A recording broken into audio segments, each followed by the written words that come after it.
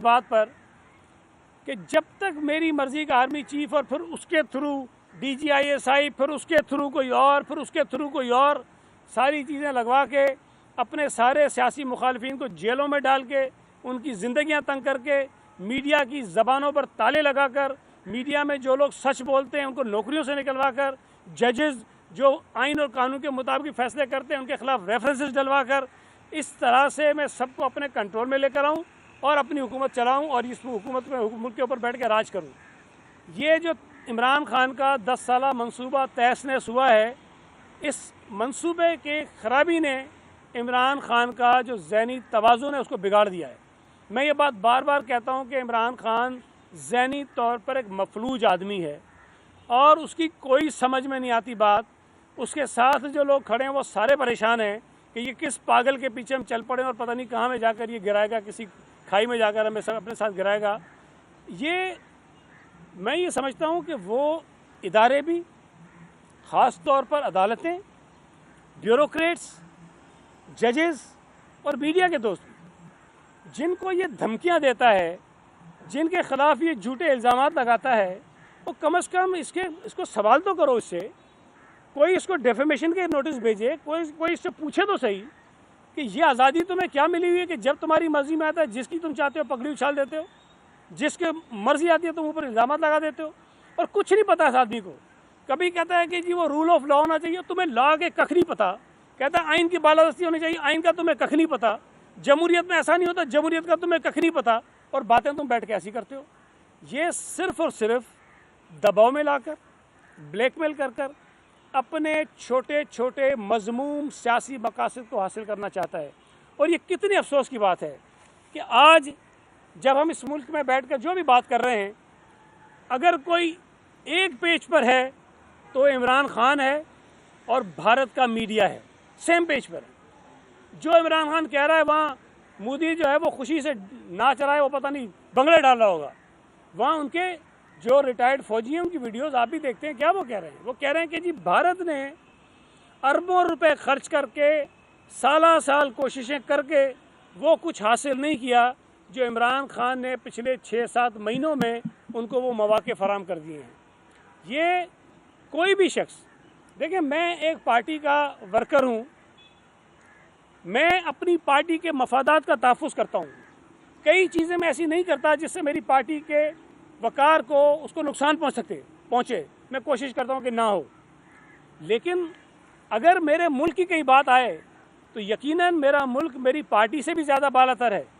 मैं शायद पार्टी के मफादात को सेक्रीफाइस कर दूँगा, कंप्रोमाइज़ कर दूँगा, लेकिन मुल्क के मफादात पर कंप्रोमाइज़ नहीं करूँगा। ये पागल आदमी, इसको ये एहसास नहीं है कि इस मुल्क ने इसको वज़ीर आज़म कैसे भी जैसे तैसे बनाया, इस मुल्क का ये वज़ीर आज़म रहा है।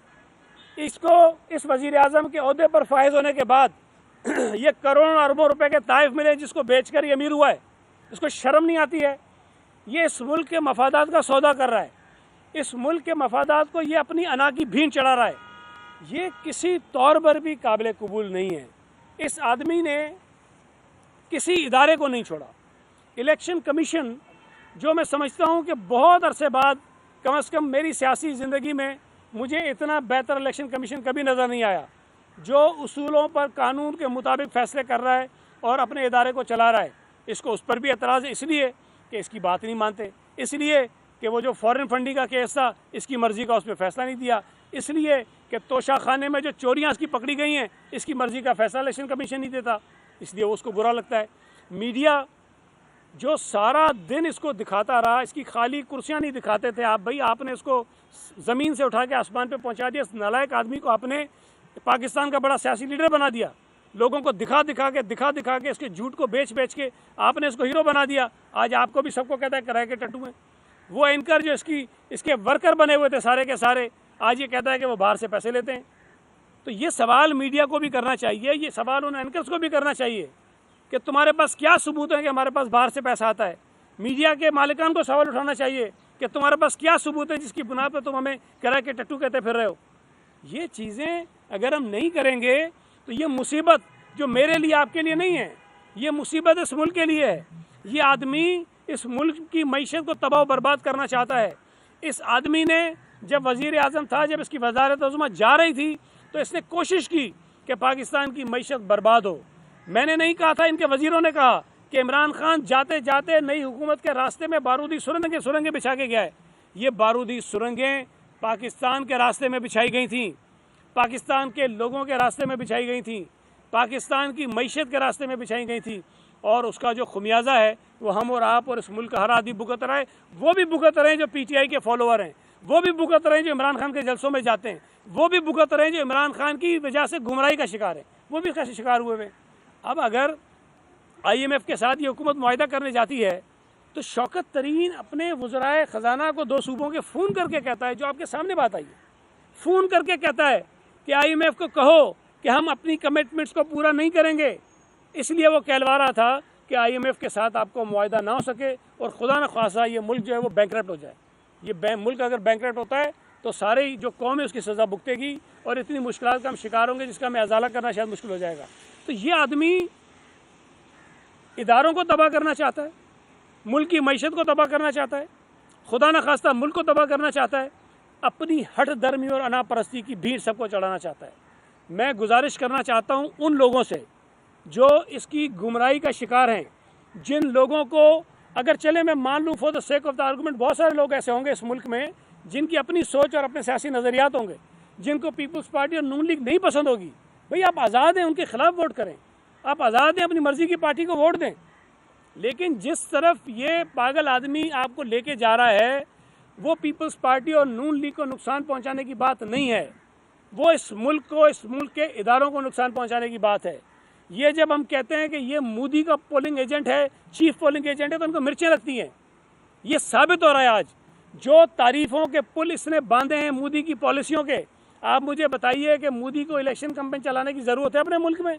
जब वो जाकर ये कहते हैं कि पाकिस्तान का वज़ीर आज़म देखो क्या कहता है मोदी के लिए, इसने तो वहाँ की बाकी जमातों को दफन कर दिया है। इसलिए कि ये कोई कमिटमेंट है इसकी कि इसने मोदी जैसे हुक्मरानों को सपोर्ट करना है। इसको जो हम कहते थे ना, ये फॉरेन फंडिंग केस में भारतीयों ने और यहूदियों ने क्यों पैसे दिए, आज ये बात साबित हो रही है कि वो पैसे क्यों दिए गए थे। वो पैसे इसलिए दिए गए कि ये पाकिस्तान की मईशत को, पाकिस्तान के इदारों को खुदा न खास्ता नीस्त नाबूद करे, बर्बाद करे, ताकि पाकिस्तान के दुश्मन कुव्वतें जो हैं उनको ये किसी तरह से फ़ायदा पहुंचा सके। सवाल पैदा ये होता है जिस पर आज ये एक बात नहीं करता। भाई तुमने कहा था कि मैं 1 करोड़ जो है वो नौकरियां दूंगा, इसका सवाल तुम इस कौम को दो। तुमने कहा था मैं 50 लाख घर बनाऊंगा, इसका जवाब तुम इस कौम को दो। तुमने कहा था कि मैं करप्शन का खात्मा 90 दिन में करूंगा, तुम इस सवाल का जवाब इस कौम को दो। तुमने कहा था कि मैं इस मुल्क के तबाहशुदा जो इदारे हैं, स्टील मिल है, रेलवे है, PIA, बेशुमार इदारे हैं, तुमने कंपनी बनाई थी, तुमने कहा था कि 100 दिन में इनको मैं ठीक करूंगा और मेरिट पर इनके सरबराह लगाऊंगा, इसका जवाब तुम दो। तुमने कहा था कि करप्शन के खिलाफ तुमने जंग शुरू की थी ना, जो तुम्हारे दौरे हुकूमत में करप्शन हुई है गोगियों और गोगों ने जो की है, उसका जवाब तुम इस कौम को दो कि पंजाब में पाकिस्तान की तारीख में इतने तबादले नहीं हुए जो तुम्हारे 3 साढ़े 3 साल दौर में हुए थे। उसका जवाब दो कि उसके पैसे कौन ले रहा था, क्यों ले रहा था। तुम उस घड़ी का जवाब दो। हम तो एक घड़ी को लेके बैठे थे, अब तो नए नए किस्से आ रहे हैं। एक घड़ी नहीं है, पता नहीं कितनी घड़ियाँ हैं, कितने हीरे जवाहरात हैं, कितने जेवरात हैं जिसके तोहफे इसको मिले। और इस लुच्चे आदमी ने, जिसके लिए मैंने कहा था एक लफ्ज़ सिंधी का, बिशनी, ये बिशनी वज़ीर आज़म था पाकिस्तान का। ये पाकिस्तान की तारीख में ऐसा कोई आदमी नहीं आया होगा जो ये बिशनियों जैसे काम करता था। यार कोई हद होती है कि घड़ी आपने बेच दी और पैसे जमा नहीं कराए उससे तोशाखाने में, वो पैसे भी ख़रीदार से लिए और झूठ बोला कि मैंने 5 करोड़ 10 लाख में ये पूरा सेट जो था जिसमें घड़ी, कफलिंग्स, रिंग और पेन शामिल था वो बेचा है। और वो रसीद आप देखें। यार आप इधर से निकलो, बाहर फ्रूट वाला खड़ा होगा, आप उससे ज़रा 500 का फ्रूट ख़रीद लो, आपको लिखेगा सेब 1 किलो, 1 किलो की कीमत 100 रुपये और आगे लिखेगा 200 रुपये। आप कहोगे केले चाहिए 1 दर्जन, वो लिखेगा जी 1 दर्जन केले, उसका रेट जो है वो ये 50 रुपये और आगे 50 रुपये, वो फिर तय करेगा, टोटल करेगा। इसने 5 करोड़ 10 लाख का सौदा कर दिया हीरे जवाहरात से जड़ी हुई चीज़ों का। और वो आप रसीद तो देखो, सिर्फ ये लिखा है ये चीज़ें 5 करोड़ 10 लाख। यार कोई सब्ज़ी वाला ऐसा रसीद नहीं देता कोई फ्रूट वाला ऐसी रसीद नहीं देता, कोई परचून की दुकान वाला ऐसी रसीद नहीं देता। और ये तुमने जो है वो 5 करोड़ 10 लाख की रसीद दिखा दी लोगों को, तुमने पता नहीं अपनी तरह चवल समझा हुआ है। और फिर दिलचस्प बात ये है कि तोशा खाने में जो उसकी वैल्यू तय हुई थी, जो निकाली उन्होंने, वो 10 करोड़ निकाली। अब तोशा खाने की वैल्यू 10 करोड़ है और ये आदमी बेच रहा है 5 करोड़ 10 लाख में।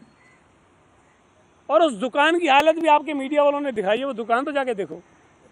उसके पास आप जाओगे ना, मुझे 10,000 की घड़ी बेचनी है, तो कहेगा ठहरो यार मैं 10,000 कहीं से लेके आ जाऊँ। उस दुकान पे 5 करोड़ 10 लाख रुपए का सौदा हुआ है। मतलब झूठ इतना बोला है इन्होंने, झूठ इतना बोला है कि जो अब इनसे संभल नहीं रहा है। और अब वो चीज़ें खुल के आ रही हैं। अगर कोई वज़ीर आज़म इस कदर घटिया हो सकता है, इतना बड़ा चोर हो सकता है, इतना बड़ा डाकू हो सकता है, तो उसको गिरफ़्तार होना चाहिए। मैं ये बात बार बार कह रहा हूँ कि पाकिस्तान की तारीख़ में ये पहला वज़ीर आज़म है जिसके ख़िलाफ़ सुप्रीम कोर्ट का फ़ैसला है कि ये आइन शिकन है, इसने आइन को तोड़ा है। इसके ख़िलाफ़ कार्रवाई अभी तक वफाकी हुकूमत क्यों नहीं कर रही है, मुझे समझ नहीं आती। मैं तो बार बार मुतालबा करता हूँ, और भाई पकड़ो, जालो उसको जेल के अंदर। ये चोर है, ये बिशनी है, ये डाकू है, ये झूठा है, ये फितना है, ये इस मुल्क के इदारों का दुश्मन है, ये गैर मुल्की एजेंट है, ये पाकिस्तान के लिए सबसे बड़ा सिक्योरिटी थ्रेट है। जितनी बातें इसने कही हैं भाई, अगर मैं उसका कोई आधा फीसद भी कह दूँ ना, मेरे साथ तो पता नहीं क्या असर होगा। अदालतें भी क्या करेंगी, इदारे भी क्या करेंगे, मीडिया भी पता नहीं क्या करेगा। इसको ना मीडिया कोई इतना बुरा कहता है, ना अदालतें कहती हैं, ना इदारा कहता है, ना कोई और कहता है। मज़े लगे हुए हैं इसके। अगर इतनी आसानी देंगे आप इसको, ये इतनी बकवास करने की इसको छूट होगी, तो ये इतनी बकवास करता रहेगा, अपने गैर मुल्की आकाओं को खुश करता रहेगा। हमारे मुल्क में जो गैर सियासी बेचारे इमेच्योर लोग हैं, जिनको सियासत, आइन, कानून का कुछ नहीं पता, उनको गुमराह करता रहेगा और उनको गुमराह करके हमारे मुल्क को मुसीबत में डालता रहेगा। तो ये इस वक्त का तकाजा है कि इसको पकड़ें, 1 हफ्ता इसको जेल में डालें, 1 हफ्ता। इसकी खुराक बंद करें, आप देखें ये तड़पता रहेगा मछली की तरह। ये सारे सच बोलेगा, ये रोएगा, ये पीटेगा, ये आपको बताएगा कि इसको कहाँ कहाँ से पैसे आ रहे थे, कौन कौन इसको पैसे दे रहा था और कौन कौन इसको पढ़ा रहा था कि तुमने क्या करना है और क्या कहना है। इसमें इतना दिमाग नहीं है कि ये सारी चीज़ें कर सके, ये फारिग आदमी है दिमाग से। तो इसके ख़िलाफ़ कार्रवाई होनी चाहिए और मुल्क दुश्मनी की जो हरकतें इसने की हैं, लोगों को इबरत का निशान बना के इसको पेश करना चाहिए, ताकि किसी और पाकिस्तानी को पाकिस्तान के ख़िलाफ़, पाकिस्तान के इदारों के ख़िलाफ़ इस किस्म की घटिया मुहिम जो नहीं चलानी चाहिए। बहुत शुक्रिया।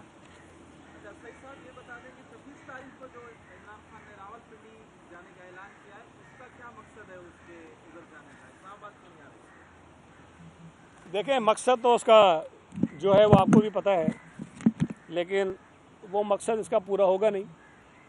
उसकी कोशिश ये है कि जिस तरह वो बेगानी शादी में वो कोई दीवाना हो जाता है ना, मैं नाम नहीं लेता हूँ किसी का, बेचारे का भला हो जाए, बेगानी शादी में इमरान दीवाना, मतलब जहाँ उसका रोल नहीं है।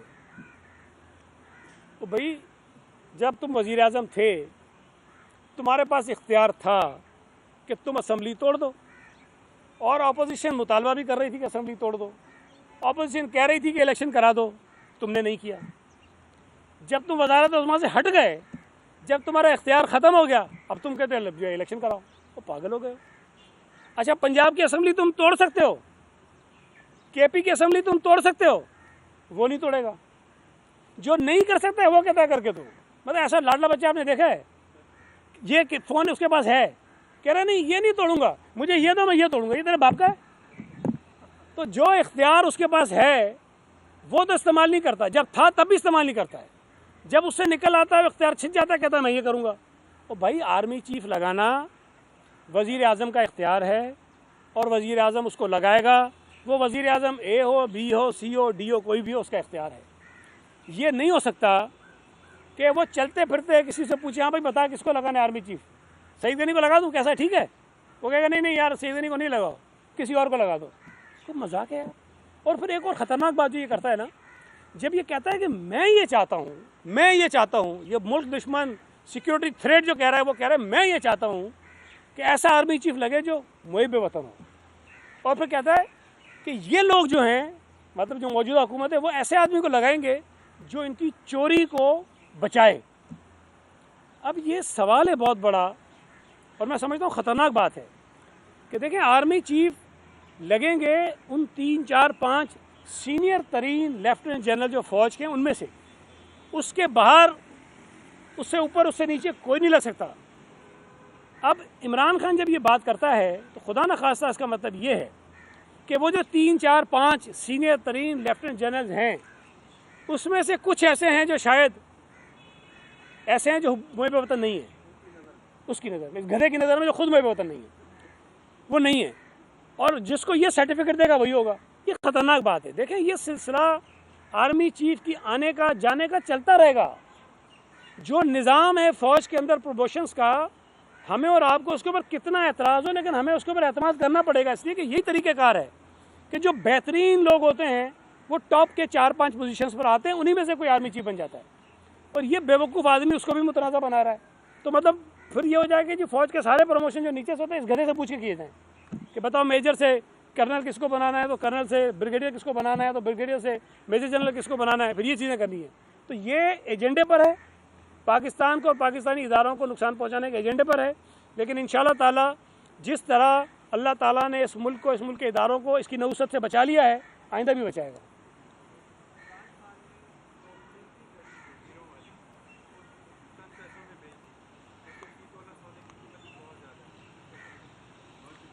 देखें इसमें नहीं सवाल किया तो मैं कुछ और कर देता हूँ, इजाफा फिक्र नहीं करें, कुछ और आपको एडिशनल चीज़ें दे देता हूँ।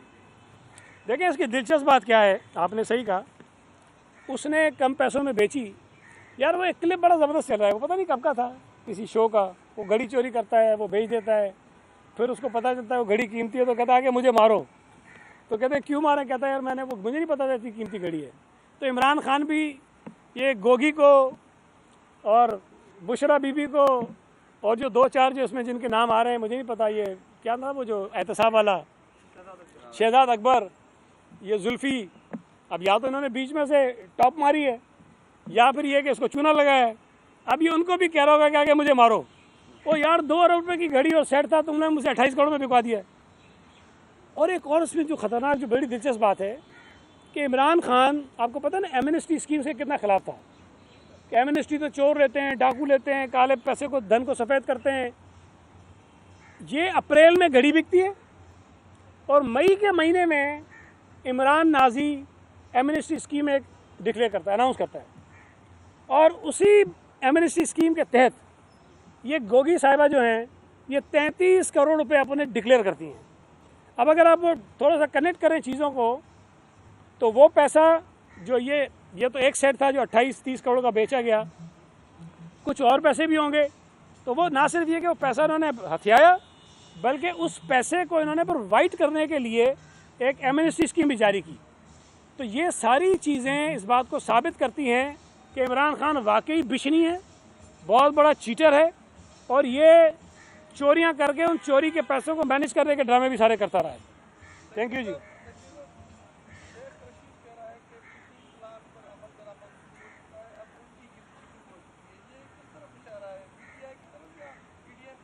नहीं वो ठीक कह रहा है। वैसे शेख रशीद की किसी बात पर कभी मैंने एतबार नहीं किया, और मैं हमेशा आपको भी मशवरा देता हूँ कि उसकी बातों पर एतबार नहीं किया करें, ऐसे ही छोड़ता है शोशे। लेकिन ये बात ठीक है कि पिंडी प्लान पे काम शुरू हो गया है कि इमरान के पीछे जो कुछ समझदार लोग बेचारे हैं जो फंसे हुए हैं उसके चुंगल में, जो उसे जान छुड़ाना चाहते हैं और जान नहीं छूट रही है, उनकी सियासत बर्बाद हो रही है, और उनका अपना जो करैक्टर है, उनकी जो मुल्क के साथ हुब्बुल वतनी है, वो मशकूक हो गई है।